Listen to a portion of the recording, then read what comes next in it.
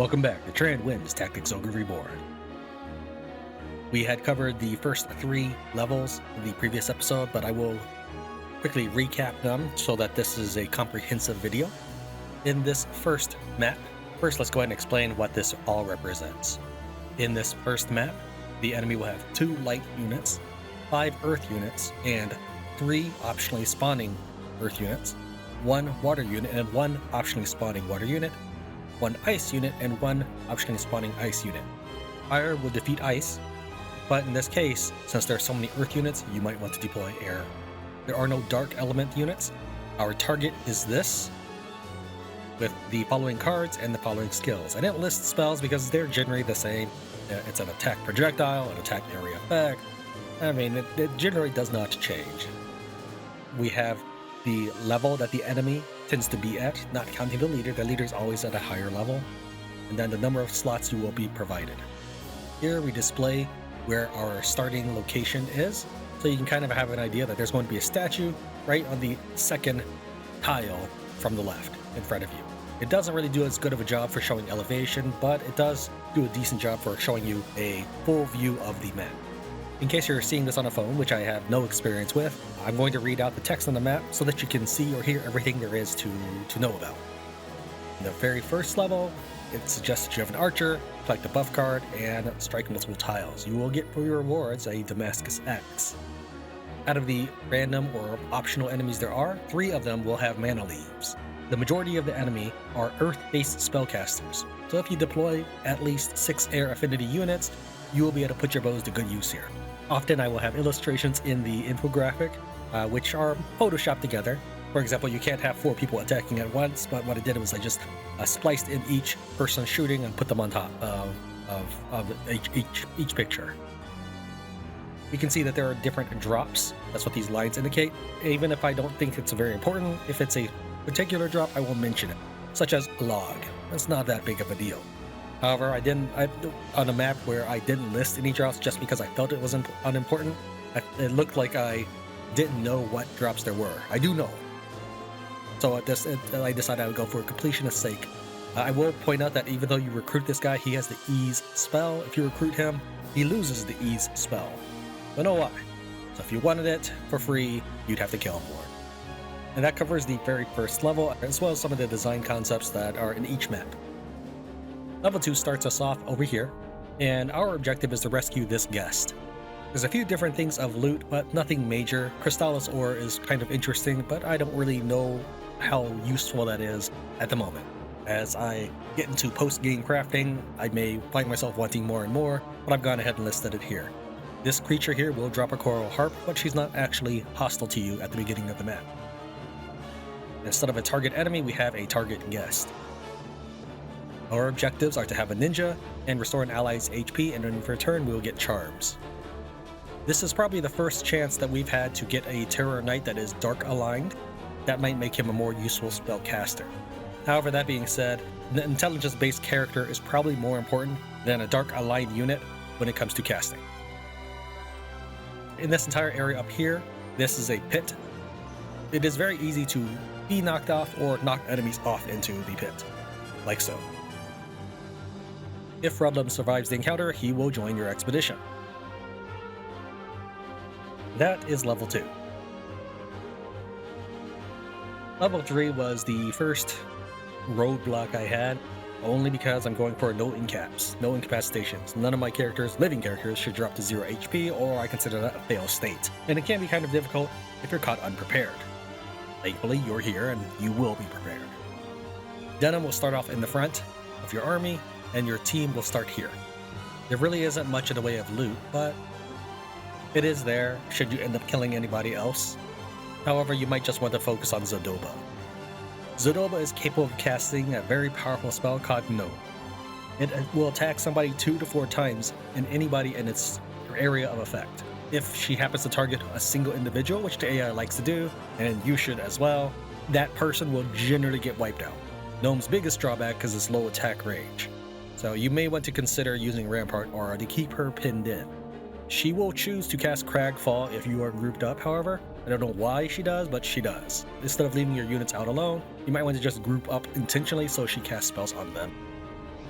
One of our bonus objectives is to open the secret door on the battlefield. Well, unless you open it, you won't be able to proceed any further even after winning the map. This door can be unlocked by standing on the solitary stone tile to the left of your starting position. It is on elevation 10 and it is surrounded by bold. You will need a jump of 2 to reach it. That covers the content that we had in the previous episode, so now I proudly present to you the new material. As with many cutscene battles, Denam does start out of formation, some leader. You do have 2 notable knights. You shouldn't treat them like regular knights because they may have a double attack or whatever. Just know that they are named characters and they should be treated accordingly. So their icon does resemble perfectly each other. Your real target is Nybeth. When it comes to loot, it is notable that Zabos drops a black plume, or he has the chance to. However, black plume seems to be a ultimately worthless spell, or at least I haven't yet found a valuable use for it. Maybe if I do a hit and run tactic down the line, we could use it. What black plume does is it allows the caster to retreat from battle. That's basically what Nybeth does every time you defeat him. If you want to defeat him, you should know that most of his units will be water, if it's not dark. You're unlikely to have a bunch of light-based attackers, and even if you did, Nybeth's dark-based spells would probably do quite a number on them. So maybe go lightning. If you start the battle with Cressida in that party, she will have some dialogue, but nothing happens.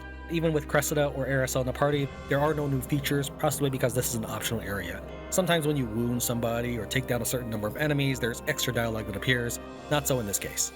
Even though they do mention bringing an archer in the battle party, I wasn't able to notice anything special by doing so.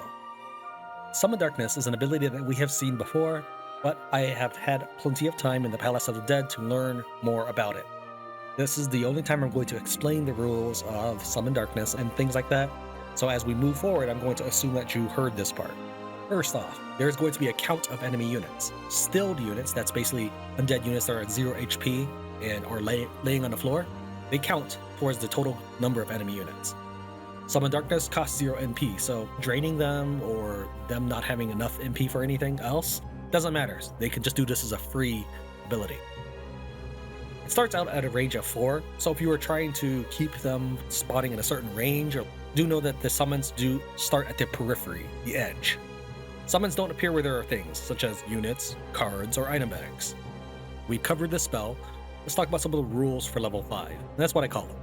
On level 5, he starts with 10 units deployed. Remember, that counts himself and any stilled units. Out of all the enemies on the field, Zabos and Leonar, although they are undead and are treated as such, meaning heal spells will hurt them, Putrefy will heal them, they don't need to be exorcised. When they drop to 0 HP, they disappear. Nybeth cannot have more than 10 units at a time. He cannot summon units when he has 9 of them, including himself. He can summon 2 units when he's at 8, he can summon 3 units when he's at 7, and 3 to 4 when at 6 or below.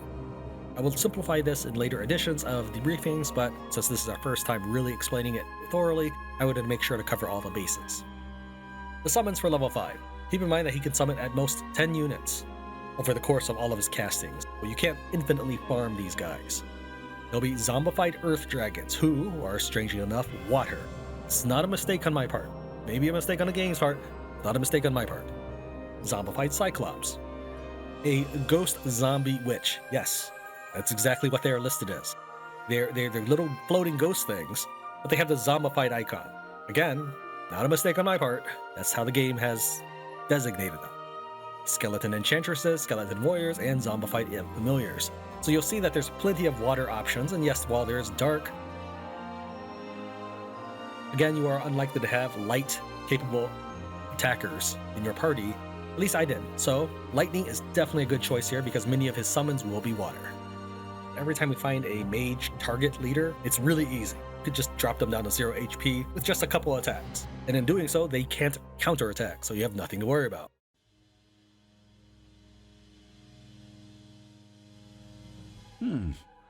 The primordial structures within their bodies fail. The transformation was incomplete.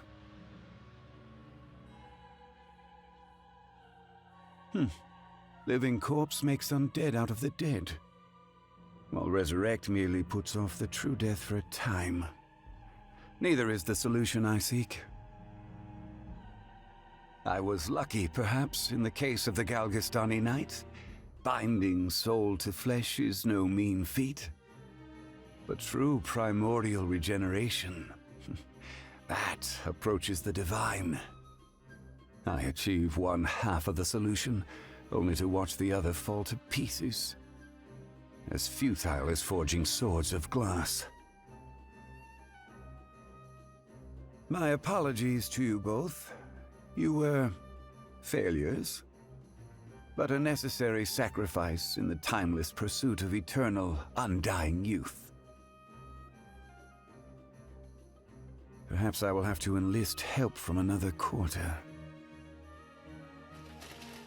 Oh? What do we have here? Selena! Ah, I remember you. Denam, was it? A pleasure to be sure. So you've come seeking draconic magic as so many heroes of old before you, yes? Fitting, fitting. All those who wish for victory in battle must ever seek a greater power. It is necessary, a prerequisite to becoming a leader among men, and quite a leader you've become. I will take our meeting here as a sign. Perhaps you'd like to see the fruits of my research. Denizens of the Abyss, from ink of blackest night, I summon you to serve. Darkness to me!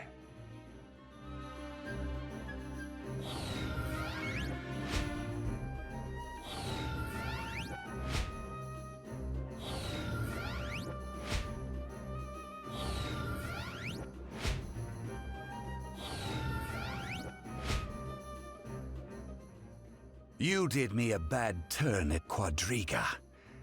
I've been meaning to thank you for that. Bad turn at Quadriga Fortress. You told me that you were jealous that Moldova was so close to death. And you even during that same fight said that things in the past should stay in the past. There's no good to fight over them now. But I guess that's all just a load of horse hockey for you, right? Is that how you say it? I don't know. Maybe not. Probably not. Selena! It is I, Denam.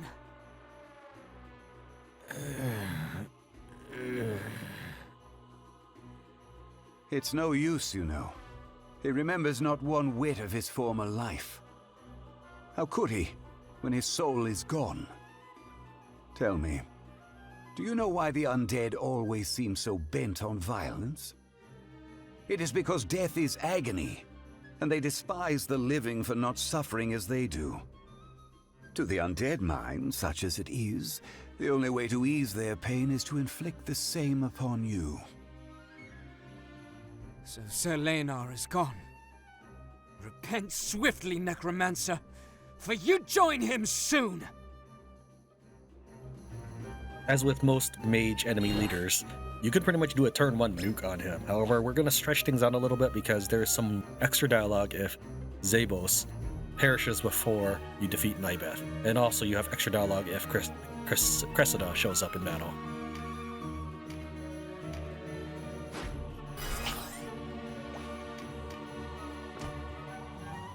Commander Ronsenbach, you are defiled by my father's sorcery. Forgive us, Commander. I will not allow this sacrilege to continue. Sacrilege? My dear child, necromancy is a noble art. It is nothing less than the path to salvation of the body and soul. The power to overcome death. Was it salvation you offered my mother and sister in Goliath? No. You knew it would not be complete. From the very beginning, you knew they would be left in that horrible place betwixt life and death. I disagree. In this matter, my heart sees truly as it has never seen before. I love Cassandra and Moldova.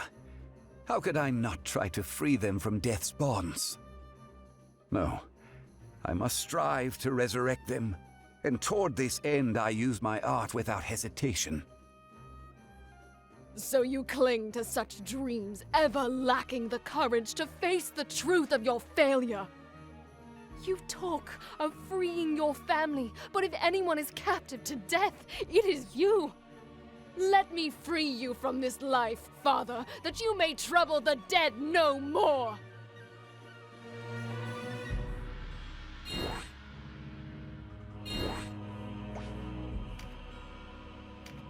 With concentrate on, I have the lower cap of 30%. I don't think it's really worth running up just to cast it on one target, so we'll go and use... why don't we go and use a magic salve? So we can throw some more stuff out there once they start grouping up.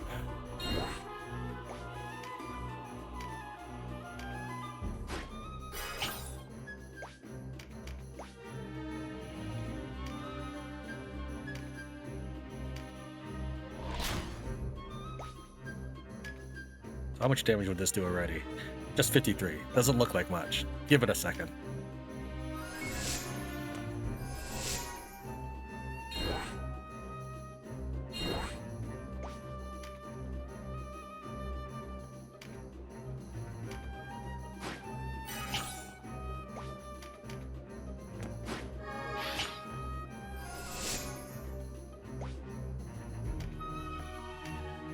How many squares do I need to run up? So 3 squares? Can I actually throw outside my range? Fairly sure I cannot.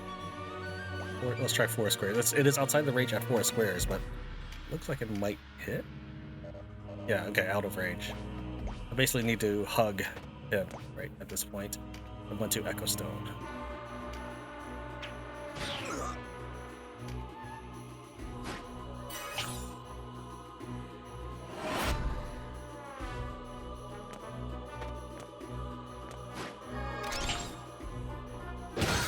It was a very painful process.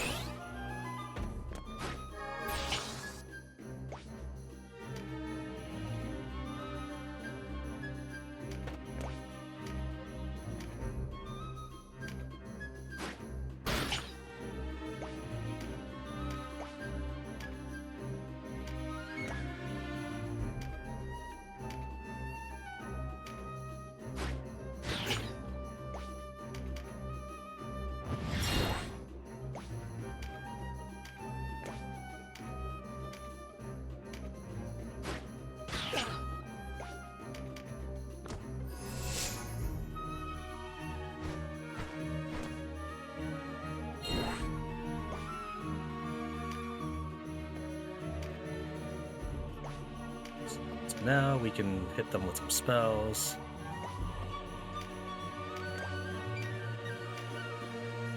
I mean, 30% chance is pretty much what I'm going to get.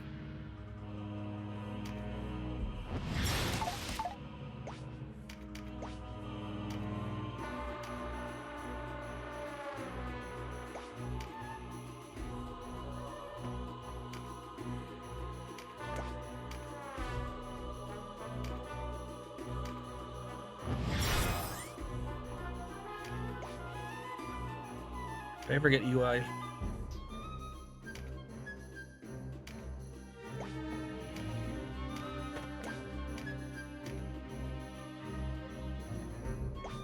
Off for another hit? Nah, let's just go ahead and do it. Here you go. It was way over heal. Unfortunately, I didn't really need to cast a spell on that, but alright. That's how we're rolling. Then we're going to activate a tremendous shot. Just making sure, yeah, we have double shot active. We're gonna enable tremendous shot. How much damage is now? 200. It's a little bit better, but obviously it's not enough.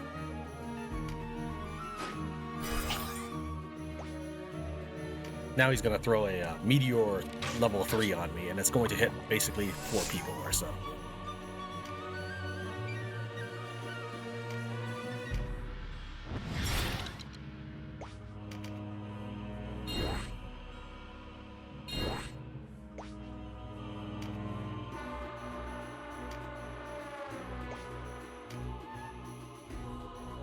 Still 30%. I could run up and cast them some more, but it shouldn't be necessary. Once I nuke Zabos, I will try to nuke him. We won't really be fighting all these guys.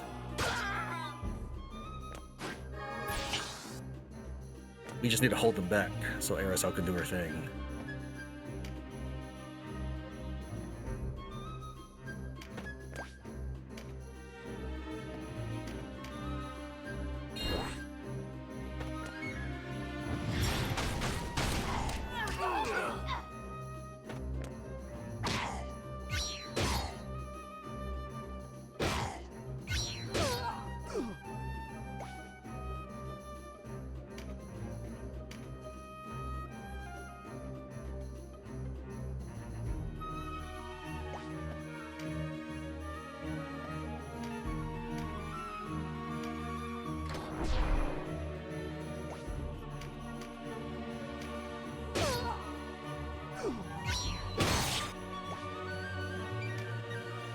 I'm okay with that.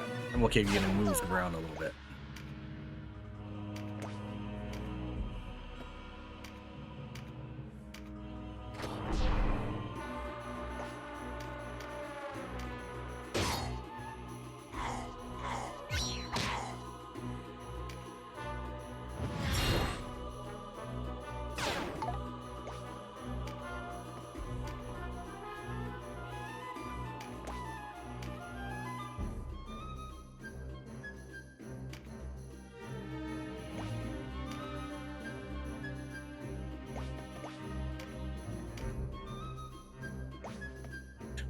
We could go here, throw this on them. I mean, might as well.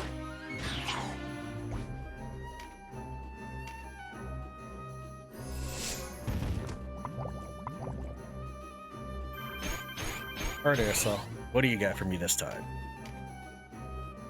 266. We have double shot at Eagle Eye. Did I not have tremendous shot? Did I spend it? Did I double shot twice? I'm not quite sure what happened there.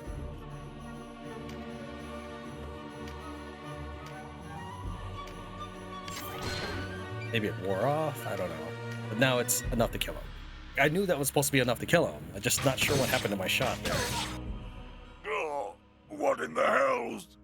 This body? What demon sorcery is this? Zabos. Master Nybeth, what has happened to me? Why am I... Some of my subjects are sturdier than others. Yeah, that's the only extra dialogue.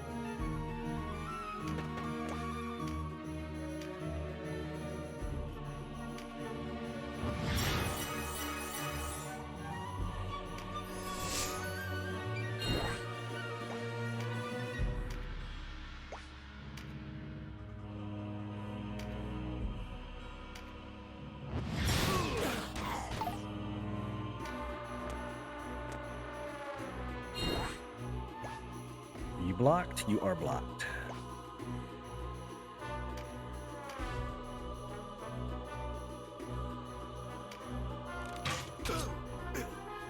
Stand right here so that even if you got critted, you don't move.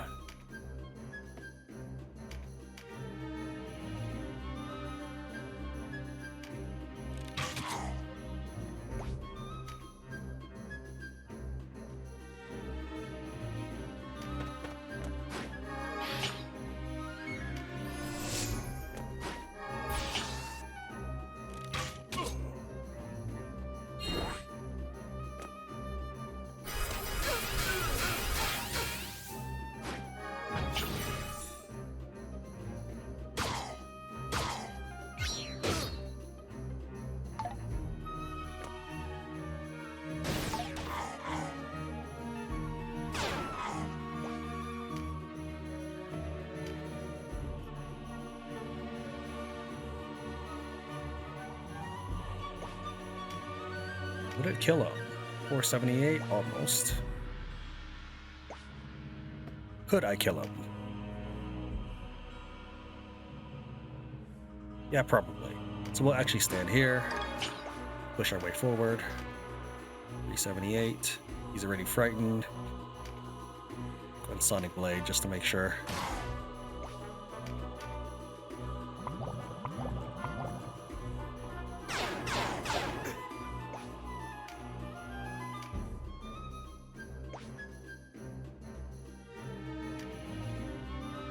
I don't actually need to kill him, so let's just go ahead and start hitting the boss. I was just wanting to make sure that that guy didn't get behind my lines. Alright, so he's been stunned. He has not been poisoned. How much damage would I end up doing to him? 200. Let's go ahead and do that as well. I can find a good angle.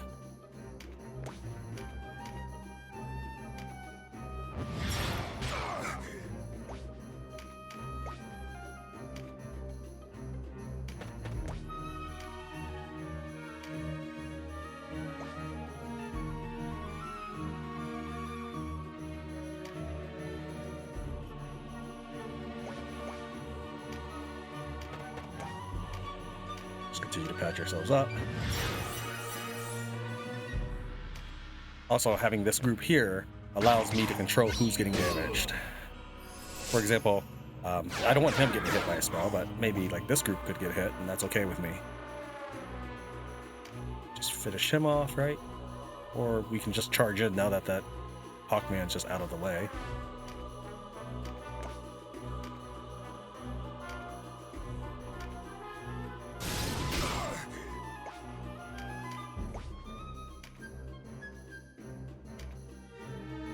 Necessary, but let's go ahead and do a tremendous shot because just so much more entertaining to do it that way.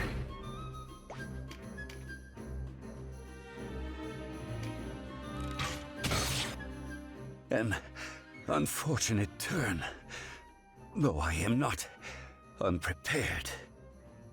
Munza, Lord of the Abyss, grant me the destructive fist and merciful heart bound within this ring.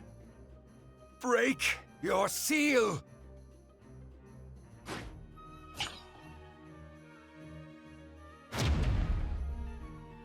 Ah, yes. A much more fitting form for one so intimate with death. Pure undeath is achievable, you see, provided you use the right tools. And you're not too attached to your own humanity. Something to discuss further next we meet.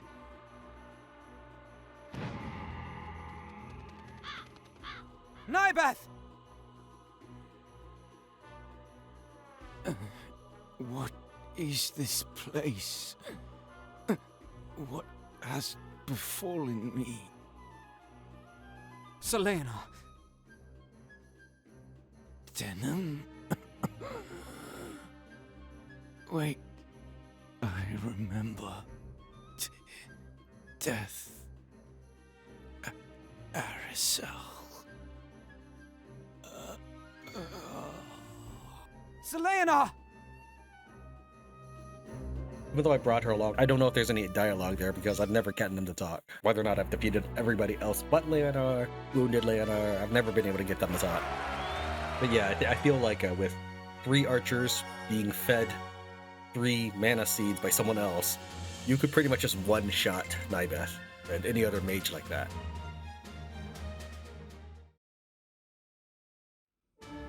Let's go and take a look at the Warren report. People. The Necromancer Nybeth. His whereabouts since the downfall of the Kingdom of Gogson were not known until he was discovered continuing his nefarious experiments on Exeter. He was defeated by the Resistance, but then reincarnated as a lich and escaped. Through the magic of editing, we've progressed 16 levels further than we last saw each other. We're level 22, Denam actually stays in formation, so I don't display him here, but he is needed to be deployed. There's going to be an ice flesh golem right in front of you, and he's going to take up space on the bridge. You cannot unfortunately recruit a flesh golem, at least not that I have found. I think I have tried both using a necromancer and a warlock, and I was not able to get him on our team. That's unfortunate because he sounds awesome. Basically what happens is this is just a regular golem unit, except when he gets down to 0 HP, he becomes stilled, and then gets back up, like any other undead. That's pretty cool. As far as enemy deployment goes, we can see that there is a gross overcompensation on Earth here, so air might be the order of the day. I have noticed when making these little maps and stuff, and not only in Palace of the Dead but elsewhere in the game, that the enemy typically focuses on these three: lightning, fire, air, or water, earth, ice. Basically a little triangle in this thing. It's done for balance reasons, I assume. I would say that with this much earth in the field, air is still the way to go. Don't be fooled by the lightning element in the area. It will probably change to earth affinity once enough spells have been cast. He does possess a Wand of Air, which will give him a +5 range on spells. This is the first time that I've seen a non-grimoire that gives such a magnificent range. I want these, so I later will walk away from the Palace of the Dead with lots of Wands of Air. Not only does it give a good +5 range, which is much better than an Engulf, which is both random, as well as takes a skill slot, and is even half of that range, but the Wand of Air also will let you restore 100 MP. It's like having 3 free mana seeds. That's awesome. He does possess a new spell, at least again new to me, called Banish, which allows him to disintegrate any of your stilled undead units. Your objectives on this map are to exorcise an undead enemy and strike multiple tiles. When you defeat him, he will have the chance to drop Curse 2. That's what these little flag icons mean. This is the picture you see in spoils when the flag is waving behind your items. Anytime the target has dropped a bag, that's where his stuff will be. You do have some experience with chasms. By this point, we might have some winged rings. If your unit is flying, he can return back to the field rather than being slain outright. And once you've nullified your ability to die, you can make sure the enemy pays a price for hanging near the edge. Just keep in mind that you don't get loot for anybody who is thrown off a cliff. The Witch King starts with 11 units deployed, and he can begin summoning when he's at 10 or below. Remember that stilled units will count towards this. He will be able to summon Enchantresses, Terror Knights, Archers, and Warriors, and they will all be Earth aligned.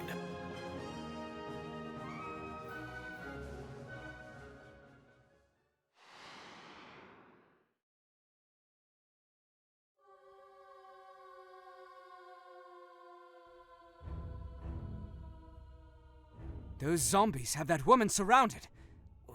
Wait, what is she doing down here? There now. Go ahead. Go on. Try them.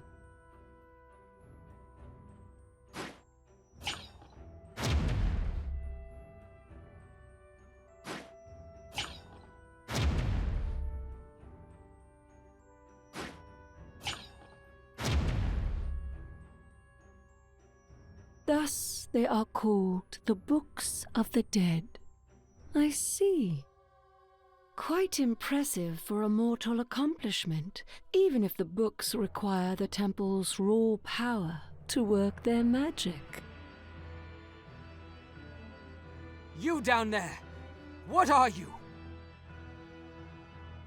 Georges, I leave this to you.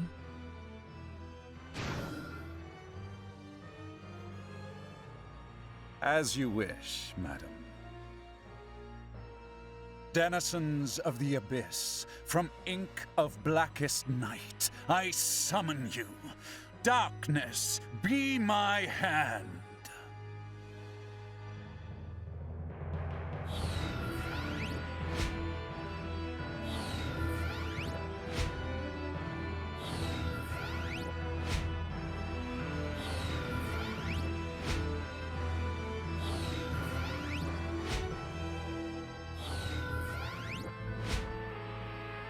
Let us see what these mortals have to offer us by way of entertainment. That should totally be the sound effect that plays when someone subscribes.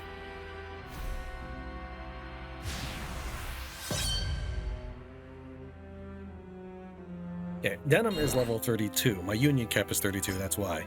Enemy is currently level 40. The characters that I recruit while I'm undergoing the Palace, they don't get de-leveled when I recruit them, so some of my guys are 39, some of them are 40, some of them are 45. The ones that are 45, they're 5 levels higher than the enemy, they're going to go penetrate the enemy lines and try to... it's 3 mana short. They're going to penetrate the enemy lines and try to assassinate the target.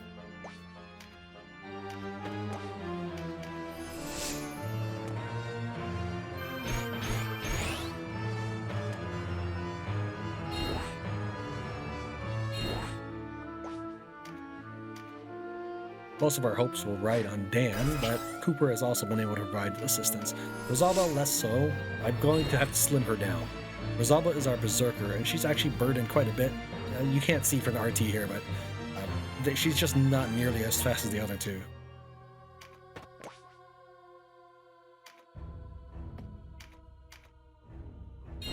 With her getting Meditate, we can actually try casting Boon of Swiftness. We should cast it on Dan first, because Dan can activate a nullify ability, preventing even friendly spells from working.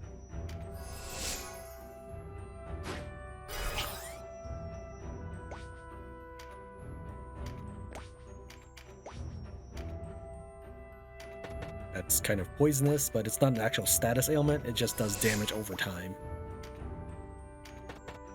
Well, we can try doing things like attacking. These three are largely going to ignore the enemy and go straight for the jugular. I know people say jugular. It's kind of like how in the previous episode, I know it's gnome, but I like to say genome. It just abuses me.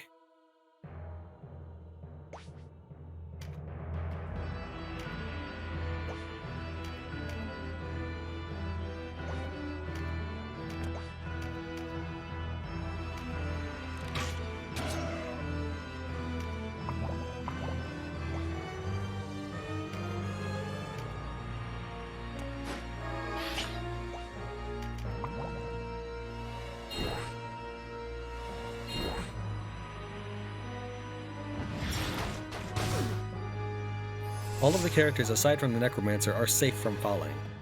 This character, although she starts out floating, if you give her a winged ring, then she becomes flying.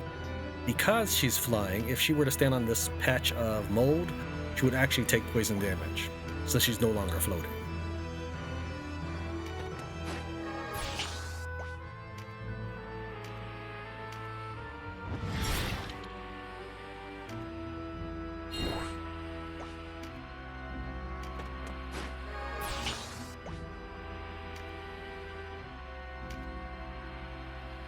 Can't reach at all. I guess we use Boon of Swiftness someone else. I could even spell charge. Maybe we'll do that. Everything's set up, so everything is geared up to allow me to try to assassinate this guy. I can win through normal means, and I have. At one of the first takes I did, I basically spent time shoving everybody into the pit. However, that run took like 45 minutes, and I managed to get it down to about 15 or 17 minutes by charging in like this. Well, I'm not trying to speedrun the game. I want my episodes to be reasonable in length, though reasonable can differ from person to person. Actually, I don't want to stand there, not with him. I've never had him knocked into a pit because he's always so far behind everybody, but it could happen at one point. We'll go ahead and paralyze these two. That warrior is carrying a anti-paralyzation potion. I forget what it's called. Xenowine, maybe. We have the Berserker left to Boon. That's why I could afford to spell charge with her.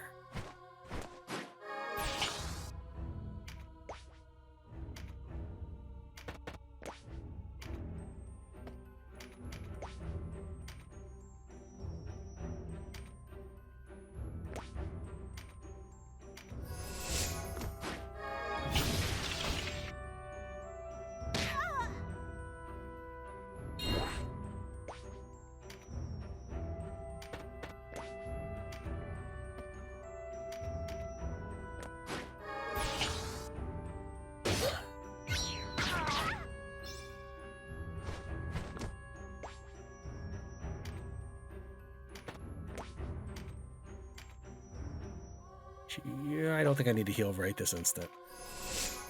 She's going to take a lot of damage from Putrefy and Meteor Strike and whatever else the target leader, the leader is going to cast on me.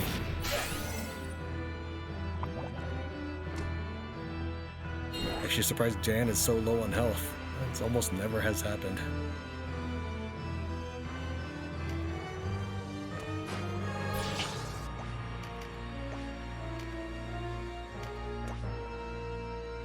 Poison Bringer.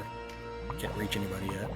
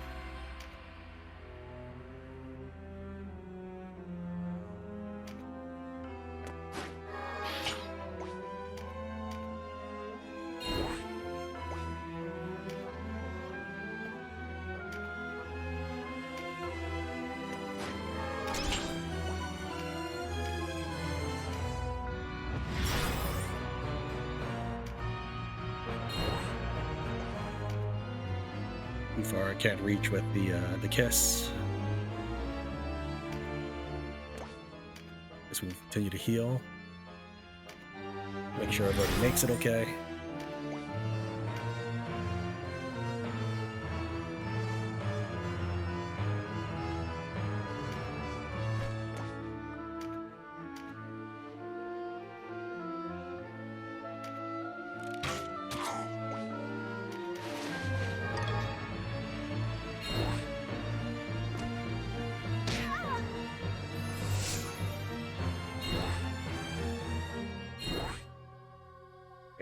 Here comes the next spell.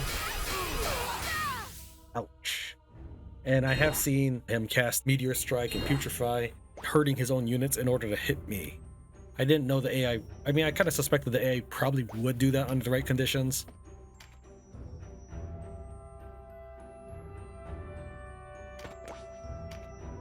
Actually, I think I'll just leave him there.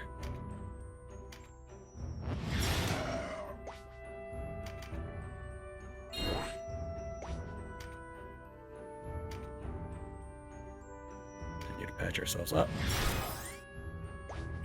They're just gonna have to stall until we can finish assassinating him.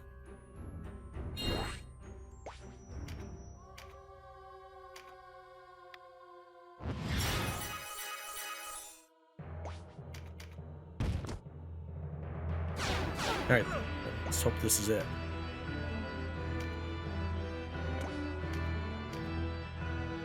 It says 279, but keep in mind that this is actually a triple strike.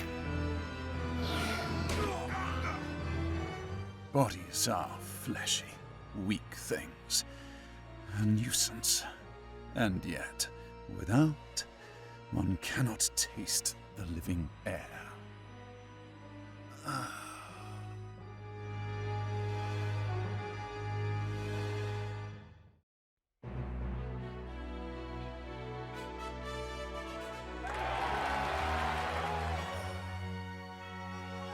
Assassination complete.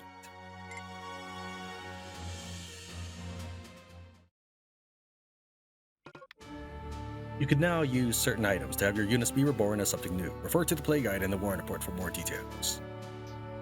We won't take a look at that right away because we don't have any of those items, but once it becomes relevant, we'll take a look. Evil. We have 2 new injuries. The mage, how does she say his name? Gorgeous? Something like that. A mage who employed necromancy to compel spirits of the dead to do his bidding. There were recorded sightings of him in Vaskin Ashton, among other places, but reports were conflicting, with some describing him as an artist and others a sage, casting doubt on their authenticity. He appears to have been close to the witch? I don't know how to say that one. Beelzebub, but the nature of their relationship is not known. He was vanquished after waylaying Denam on the orders of Beelzebub. His body was broken in the battle, but his soul may yet live on. Perhaps someday he will return, having found a new vessel to inhabit. Beelzebub, an enigmatic young woman. She was seen using an artifact of some kind at the Palace of the Dead, but her identity remains a mystery. She does not seem to be affiliated with any particular faction. She appears to have an understanding of the power that flows throughout the Palace of the Dead.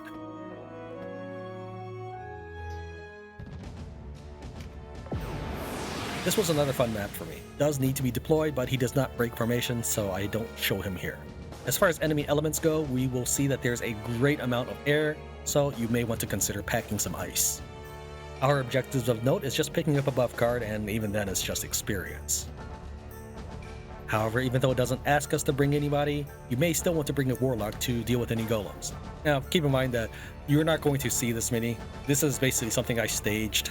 While picking your army, there are 2 liches on the map, and you can recruit them with a regular recruit skill. Although if you don't get them now, you will find more of them later on, so don't sweat it too much if you can't get them safely. Beelzebub is classified as a Witch Queen, the female version of the Witch King. The last target leader we faced was a Witch King, and he featured a Wand of Air and a spell of Banish. Beelzebub is set up in the same way.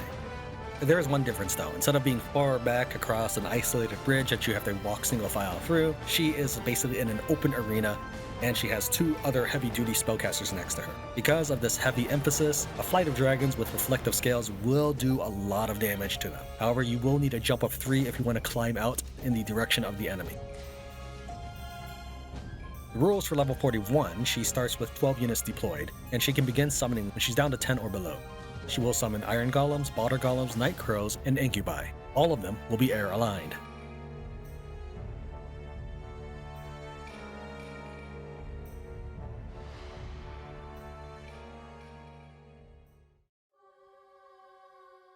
There.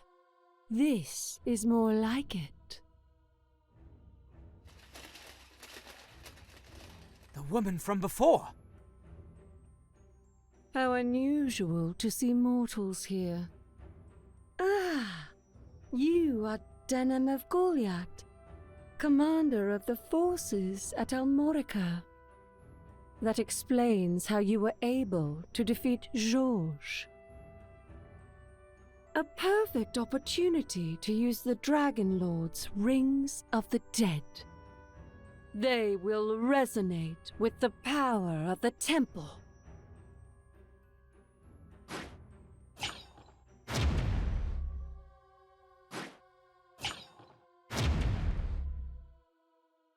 That's the same artifact Nybeth used. The Dragon Lords were well versed in the dark. They even fashioned trinkets, allowing the most ignorant to wield powerful magic. Not that any mere surface dweller could comprehend, let alone employ it.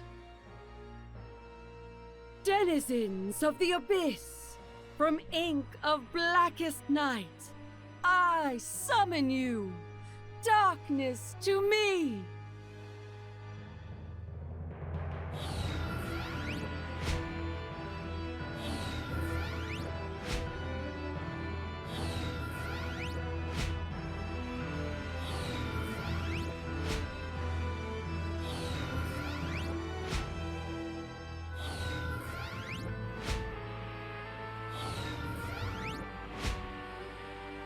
Now, Denam of Goliath, let us see if you live up to your reputation.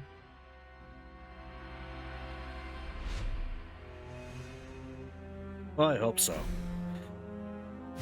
We have here a complete undead army, aside from this lizard man.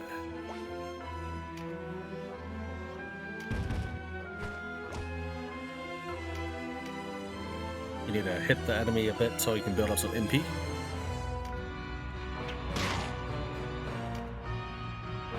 The dragons don't have any abilities that I've given them. They are currently endowed with passives. So they move faster, they have more hit points, they have pincer, and they have reflection, which is called dragon scales. However, they only do 50 damage to her. Because she's level 45, and my zombies are just level 40. But the ones that aren't dragons will need the MP.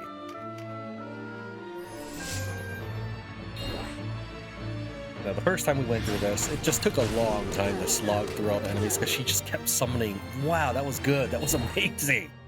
That had not happened in the past. She always wanted to cast Putrefy back here, but I guess there just aren't enough people for her to Putrefy. Wow, she almost killed herself. I had not seen that. This is probably the take. But yeah, the first one was just a slog. She just kept summoning golems, and I just kept chewing them down. It took forever. I will point out that you can actually recruit these two lich.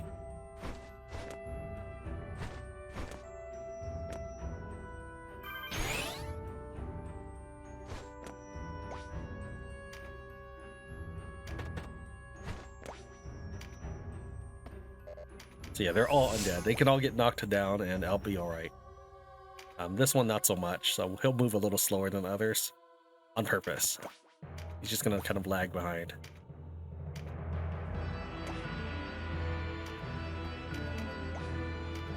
The enemy witch does have Banish. Wow, that's the worst one I've gotten so far. From that one spot, I think I've gotten like a Midleaf +2, Blessing Stone.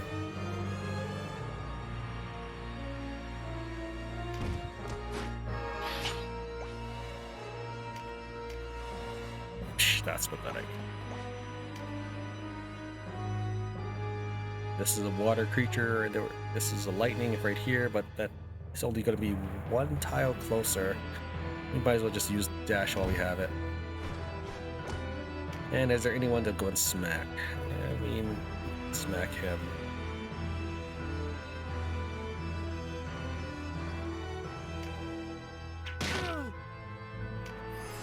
Pretty soon I'll be able to breathe. I think it's like 40, 50 mana.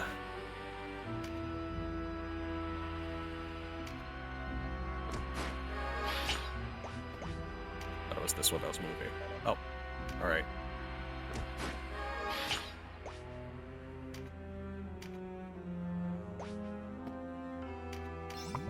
The dragon's the lead mana, so they'll just keep going. I won't have them spend RT on attacking.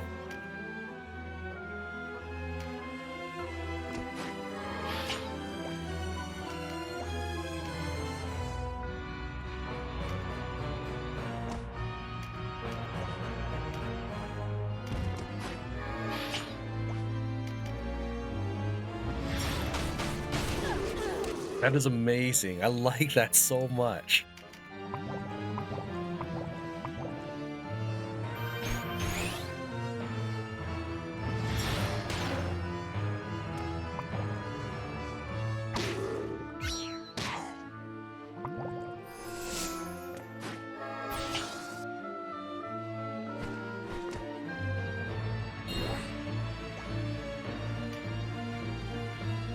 I don't want to start the AI because they'll just end up attacking everybody that's not the boss.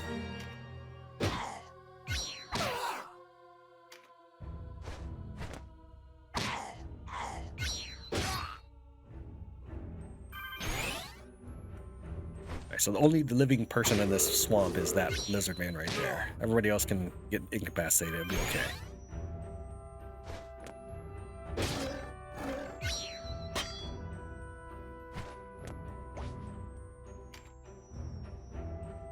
Lightning.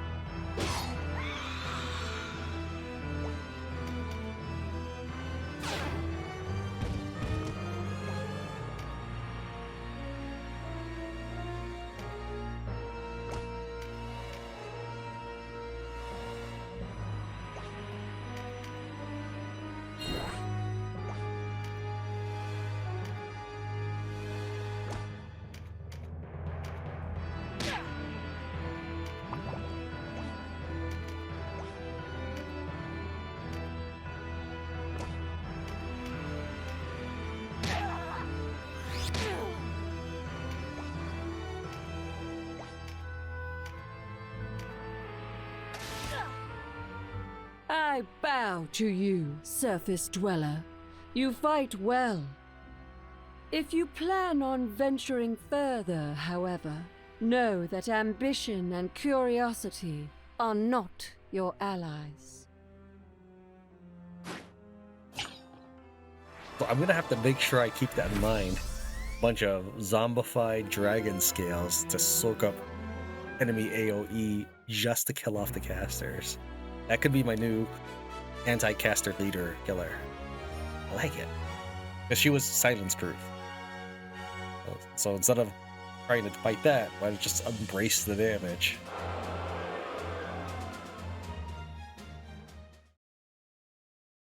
There are no new talks at this point. We'll just keep on moving. I'll see you when we get to the next area. We are down to level 73. The next story event is at 74. This will be our second showdown with Beelzebeth. It's nothing too fancy here. We faced her before, we can face her again. The game does ask us to bring an archer, which is totally a capable solution to defeating her. And I always love getting attributes, so if you exercise anybody, you get 3 intelligence charms for that. Defeating her could net you a Curse 3. Curse lowers the enemy health by, I think, a quarter. However, it probably isn't compatible with poison, in that poison does more damage the more max HP someone has. So if you did pack archers, then using Tremendous Shot and Double Shot together will make short work of her. Do remember that Double Shot needs to be in your weapon range, so you'll probably need to walk forward or have Engulf. Great thing is, by this point, this is level 74, you might have some staves like the Wand of Air to give your archers 100 MP. If you do this, you will win. Like last time we fought her, she does use a lot of air-aligned units, so if you have anybody who has Ice Affinity, this is probably a good time for them to shine. The first time we fought Beelzebeth, during my recording, I had hit upon using dragon scales as my way to defeat her, and I'm assuming that damage taken is reduced because dragons have a lot of vitality. Well, there is something even better than that. If you have acquired liches by that, you can actually just reflect all that damage back to her, straight up, with no vitality reduction. She does have 89 RT, so you will need to gear appropriately in order to move before her. The rules for level 74, she starts with 12 deployed and can begin summoning when at 10 or below. She will summon wizards, terror knights, berserkers, and iron golems.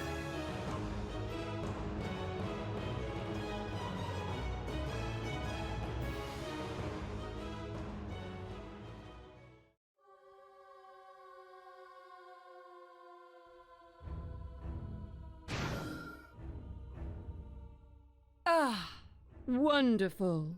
I was hoping we'd meet again. You and that necromancer have even more insatiable appetites for knowledge than I. Perhaps you are driven by some unquenchable desire? An ambition that fears not even death. Do not mistake me. Ambition is vital. Those without cannot prevail in the inevitable contest for survival. Espouse whatever lofty ideals you wish. We all exist in this world to satisfy our baser desires. I feel it. That dark desire deep within your heart. You are a fitting supplicant to this temple. You are closer to the dark than any I know.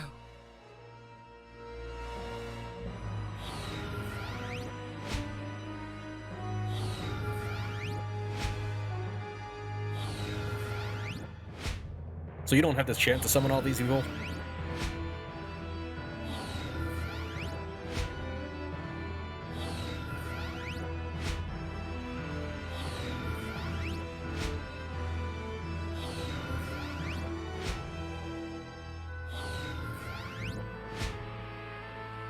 I tire of this body. Mayhaps I'll take yours. Don't worry. I'll put your companions' bodies to good use too.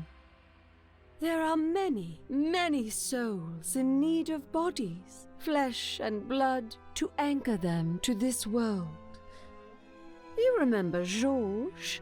How he pesters me to find him a suitable vessel. Yes, let us dance your final dance. The time is nigh.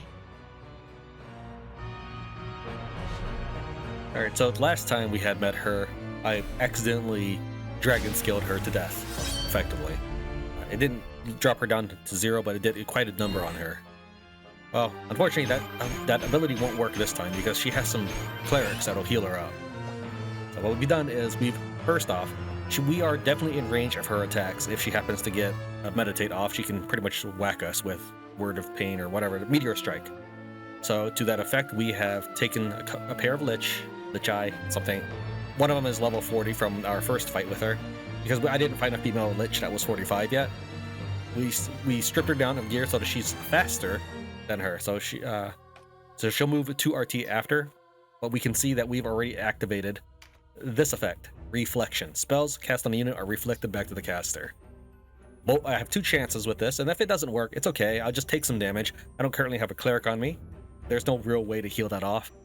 I don't have any items on me either, because this dungeon is a little bit different in that I can't just retreat to a shop for the purposes of recording that, just buy the best gear and then just rush at the enemy map. That's what I've been doing. So what I'll do is right before we encounter a thing I want to record, I'll stop what I'm doing, run back to a store, buy some mending seeds or whatever, and then come back and fight it, and then use that for the recording, where I'm not farming enemies for resources. For example, she would summon 3 waves of extra enemies, which is extra food, basically. What we're going to do, though, is we're going to nuke her. We're going to snipe her out of existence. Alright, to that effect, we have found some staves that will increase our mana. So we're going to charge up the archers. These 4 here are archers, and then this is a hoplite. I mentioned about the possibility of wanting to try this.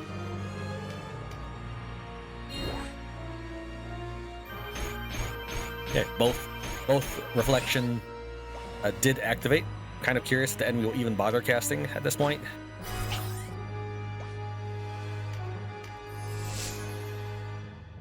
Your kind, too, is but another branch upon the dark lineage.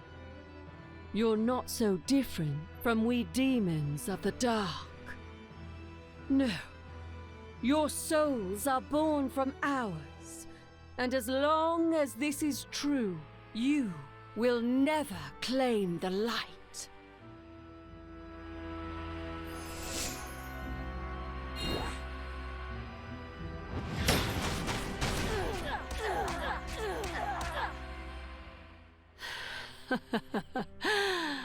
Weak. Too weak, this corporeal form. But remember, as long as this palace to the dark remains, those who dwell upon the surface will venture here to satisfy their desire for power. And when they come, I will take their bodies as my own, and once again feel warm blood coursing through my veins. We will meet again.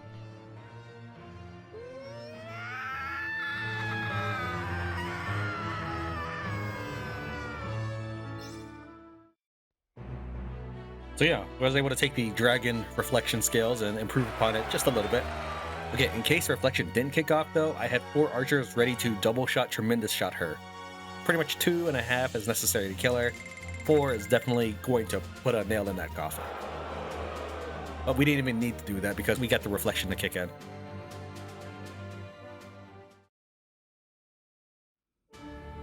And with that, we have a new update.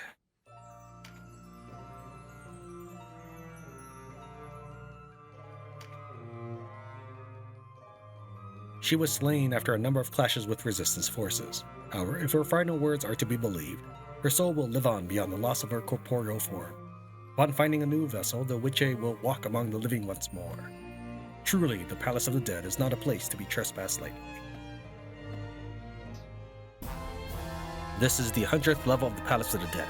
This place has the feel of an ancient ceremonial space to it.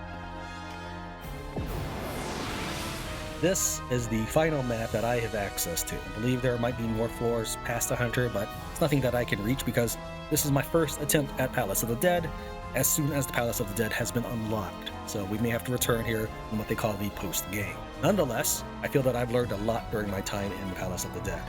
since this is a spellcaster and we start near him, I would like to kill him with Reflect again. But it's a little more difficult to do that. First off, the Lich has 116 RT. However, the Queen next to him has 94 RT, and this is her attack range. The Enchantress below him, that's the Ghost, has 97 RT, and this is her attack range. Attack range, by the way, includes their movement, as well as if their area of effect gives them any extra range. Finally, the Lich has 116 RT, and here's his attack range. So basically, the Lich moves third. This means that you will want your Lich to move after 97 RT, but before 116 RT. And even then, you still need to get yourself into position because he can't reach quite into your formation. Remember that often, bosses will not move to another location for a preset number of turns. They can still attack, but they just will not move from their spot, depending on each boss. So with all those attack ranges in mind, this is what we're really looking at. You have 94 RT, 97 RT, and then finally 116 RT. What can we do with this information? We can do this. This is what I've set up as my attack placement. I stand here, after I've gotten the Witch and the Enchantress to move, I should be able to toast Nybeth. If we can win without using a Chariot Tarot, we will get 3 Avoidance Charms. Upon defeating him, we will get all of these things. I haven't quite figured out what the Palace Guidebook 3 is for. That might sound ridiculous to you if you already know what the actual use is, but this is my first time playing the game, and I'm letting you know my thoughts as I play. Because this battle is taking place in what resembles a volcano, having a lava walk ring or shoes would be helpful to you, especially if you can stick it on the Dragoon. This is another staged picture here, because the Dragoons I have are level 32. I didn't list the things he would summon because some of them can be fire alignment, but you may want to consider ice and water to be your primary elements. If you do bring undead, only the Witch Queen has the spell of Banish. Nybeth does not. In fact, if you charm her, she will banish her own team's units. That's excellent. Well, to a degree. Because if you have a choice between having a stilled enemy and a fresh one, if you don't kill off, extinguish, eradicate any of his undead units, they count against his population count. So he cannot summon new ones if you're leaving the current ones on the floor for 3 turns. That's 3 turns of not getting harassed. Technically, this map is called Altar of the Beyond and not Floor 100 or Level 100, so that's what I've listed it here as the map. Nybeth will start with 11 units, and he can begin summoning when at 9 or below. He can summon the White, which are those blue skeletons. They have a combination of abilities that I equate to being like a Terror Knight and a Patriarch.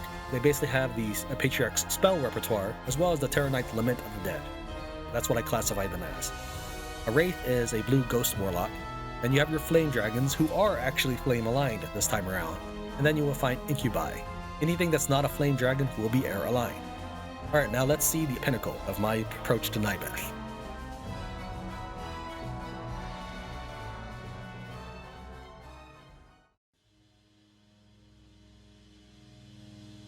Impressive to come all this way. I half suspect you are led by the same dark that shadows my path. Did you know that I have discovered the purpose for which this temple was constructed? It was built for people like you. Ah, but I see you are not concerned with such matters.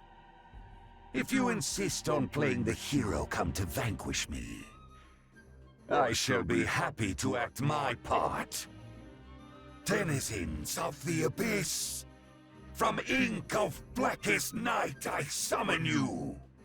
Darkness to me!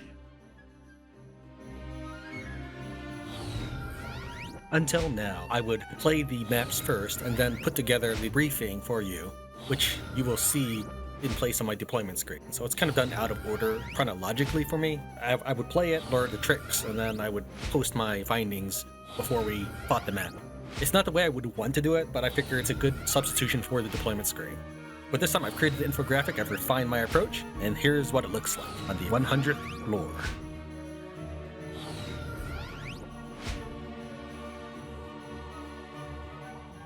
This conflict was foreordained, you know. All is laid out upon the wheel of fate, free from the meddling hands of mortals. The Lich are positioned to be at 100 RT, and the Ninjas are 101 RT. The only thing we're reliant on is that one of our Lich begins Reflection, and that Nybeth gets Engulf. The Warlock is positioned in the corner to attempt to soak up any damage if the Witch Queen meditates, but it's ultimately not even necessary.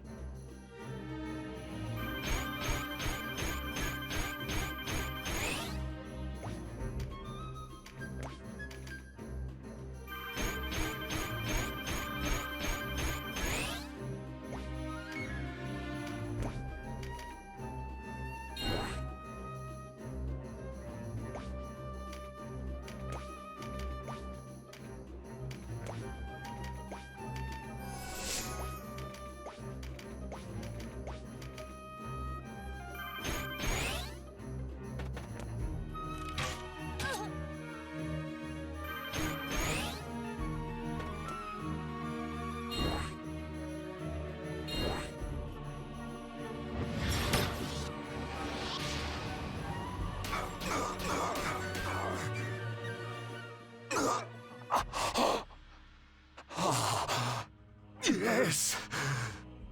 So this is the dark. I am becoming one with you now. It is ecstasy. Yes, the dark has chosen me. The bodies of the unwitting will be my vessels. I am immortal.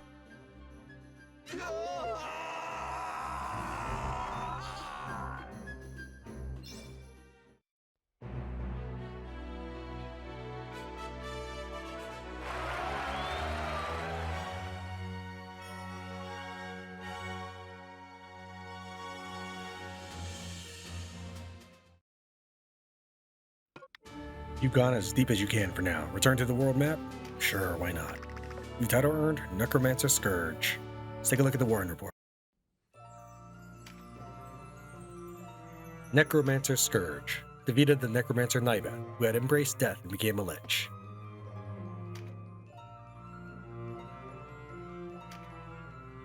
After using the Ring of the Dead to reincarnate himself as a lich, the dark drew him to the depths of the Palace of the Dead. The resistance finally defeated him. He became one with the dark, vanishing from the land. As you might expect, that episode took a very long time to do. I hope you enjoyed it, whether it was the strategy guides or the condensed Palace of the Dead. I'm going to have to figure out what the next episode will be. I think there might be some more side quests to do. I look forward to seeing you there. Thank you very much for watching Tran Wins Tactics Ogre Reborn. I'll see you next time.